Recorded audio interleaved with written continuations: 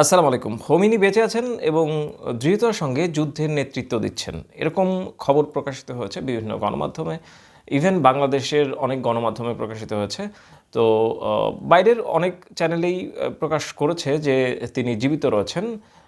Even recent ২-৪ ঘন্টা আগের খবর যেখানে বলা হচ্ছে যে তিনি জাতির উদ্দেশ্যে ভাষণ দেবেন। এরকমটাও বিভিন্ন গণমাধ্যম দাবি করছেন যে এরকম খবর রয়েছে যে তিনি জাতির উদ্দেশ্যে ভাষণ দেবেন। এখন যুদ্ধের যে পরিস্থিতি এটা কিন্তু ভয়াবহ আকার নিচ্ছে এবং আমেরিকান যে সমস্ত এয়ার বেসেস যেগুলো ছিল মধ্যপ্রাচ্যে ম্যাক্সিমামেই আঘাত হেনেছে ইরান।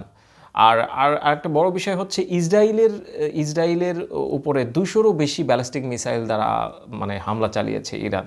আমরা যেটা দেখছি ইসরায়েলের পক্ষ থেকে কিন্তু বলা হচ্ছে যে তাদের কিছু হয়নি এরকমটা, কিন্তু নিরপেক্ষ যে সমস্ত গণমাধ্যম রয়েছে এবং বিভিন্ন ফুটেজ এগুলো চেক করে ফ্যাক্ট চেক করার মাধ্যমে জানা যাচ্ছে যে আসলেই ইসরায়েলের কিন্তু ব্যাপক আকারে ক্ষয়ক্ষতি হয়েছে এবং অনেক মানুষের প্রাণহানি হয়েছে এবং ইরানেরও অনেক ক্ষয়ক্ষতি হয়েছে, কিন্তু ইরান এই দিক দিয়ে অনেক এগিয়ে রয়েছেন এবং যে দাবিটা করা হয়েছিল ইসরায়েলের পক্ষ থেকে এবং বিভিন্ন গণমাধ্যমের পক্ষ থেকে যে খোমেনির যে প্রাসাদ রয়েছে সেখানে আক্রমণ করা হয়েছে, মানে সেখানে হামলা চালানো হয়েছে এবং তিনি নিহত হয়েছেন, বিষয়টা আসলে মানে খবরটা এখন জানা যাচ্ছে যে আসলে খবরটা সঠিক না।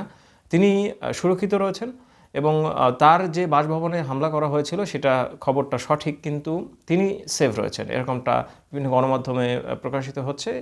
এখন জানা যাচ্ছে তিনি যখন জাতির উদ্দেশ্যে ভাষণ দেবেন তখন আমরা আসলে বিষয়টা নিশ্চিত হতে পারবো যে তিনি জীবিত রয়েছেন। আরেকটা বিষয় হচ্ছে যে নেতানিয়াহুকে কেন্দ্র করেও কিন্তু বিভিন্ন ধরনের খবর প্রকাশিত হচ্ছে, বিভিন্ন ধরনের ভুয়া নিউজ এগুলো প্রকাশিত হচ্ছে, কিন্তু এই বিষয়ে নিশ্চিত এখনও হওয়া যায়নি যে তিনি আসলে কীরকম মানে উনি কি মারা গেছেন কিনা এই সমস্ত বিষয়গুলো। তো মানে দুই দিক থেকেই যদি আপনি দেখেন তাহলে বিষয়টা আসলে 50-50। এই যে যুদ্ধের যে পরিস্থিতিটা এটার কারণে আসলে অর্থনৈতিক অনেক ক্ষতি হবে। তো এটাই ছিল আপডেট। পরবর্তীতে নতুন কোনো আপডেট আসলে আপনাদেরকে জানিয়ে দেওয়া হবে। সবাই ভালো থাকুন। আসসালামু আলাইকুম।